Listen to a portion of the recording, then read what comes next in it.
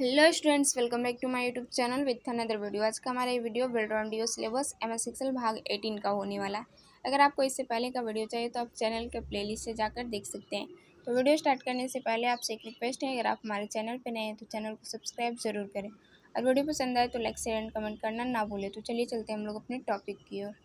MS Excel भाग 18 का first question हमारा है, एक्सेल की फाइल को कहा जाता है। ऑप्शन आपका है workbook, work copy, both A and B, none of this. तो आंसर हमारा हो जाएगा ए, वर्कबुक। एक्सेल की फाइल कॉपी को क्या कहा जाता है? तो वर्कबुक कहा जाता है।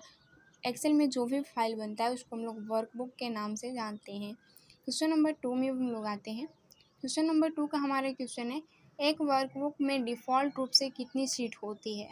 ऑप्शन आपका है 1, 2, 3, 4।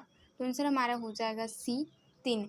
एक वर्क बुक में डिफ़ॉल्ट रूप से कितनी सीट होती है? तो 3 सीट होती है। जैसे ही हम लोग एमएस एक्सेल को ओपन करते हैं तो हमारे सामने एक वर्कबुक ओपन होता है जिसमें कितनी सीट आती है? तो 3 सीट आती है, जो हमेशा आप कभी भी ओपन करेंगे तो बाय डिफ़ॉल्ट 3 ही आता है। उसके बाद अगर आप खुद से इंक्रीज करना चाहें तो इंक्रीज कर सकते हैं। क्वेश्चन नंबर 3 में हम लोग आते हैं। क्वेश्चन नंबर 3 का हमारा क्वेश्चन है, एक्सेल का प्रयोग होता है, कहाँ होता है? तो ऑप्शन आपका है make data, make chart for the data, organize the data, all of this. तो आंसर हमारा हो जाएगा ऑल ऑफ दिस। एक्सेल का प्रयोग तीनों ऑप्शन में किया जाता है, तो आंसर हमारा हो जाएगा D, all of this. Question number 4 में हम लोग आते हैं। क्वेश्चन नंबर 4 का हमारे क्वेश्चन है, एक्सेल का उपयोग किन क्षेत्रों में होता है? ऑप्शन आपका है accounting, data analysis, both A and B, none of this. तो आंसर हमारा हो जाएगा C, both A and B. Excel का उपयोग किन क्षेत्रों में होता है? तो अकाउंटिंग में होता है, डेटा एनालिसिस में होता है। तो आंसर हमारा हो जाएगा सी, ए और बी दोनों। क्वेश्चन नंबर 5 में हम लोग आते हैं। क्वेश्चन नंबर 5 का हमारा क्वेश्चन है, माइक्रोसॉफ्ट एक्सेल 2003 का फाइल एक्सटेंशन क्या होता है? ऑप्शन आपका है .elx, .xls, .xll, .xla। तो आंसर हमारा हो जाएगा बी, .xls। माइक्रोसॉफ्ट एक्सेल 2003 का फाइल जो होता है उसका एक्सटेंशन क्या होता है?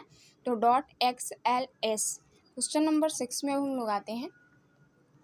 क्वेश्चन नंबर 6 का हमारे क्वेश्चन है, वर्कशीट में डाटा इनमें संगठित होता है। ऑप्शन आपका है row, column, both A and B, none. तो आंसर हमारा हो जाएगा C, both A and B. Worksheet में डेटा कहाँ संगठित होता है? तो रो और कॉलम दोनों में होता है। तो आंसर हमारा दोनों सही हो जाएगा। तो आंसर हमारा हो जाएगा सी, ए और बी दोनों। क्वेश्चन नंबर 7 में हम लोग आते हैं। क्वेश्चन नंबर 7 का हमारे क्वेश्चन है, रो और कॉलम के इंटरसेक्शन को कहते हैं, क्या कहते हैं? ऑप्शन आपका है cell, group, both A and B, none. तो आंसर हमारा हो जाएगा C, both A and B. Row और कॉलम के इंटरसेक्शन को क्या कहते हैं? तो सेल भी कहते हैं, ग्रुप भी कहते हैं। तो आंसर हमारा हो जाएगा सी, ए और बी दोनों। क्वेश्चन नंबर 8 में हम लोग आते हैं। क्वेश्चन नंबर 8 का हमारा क्वेश्चन है, एक्सेल 2003 में कितने कॉलम होते हैं? ऑप्शन आपका है 256, 260, 255, 280।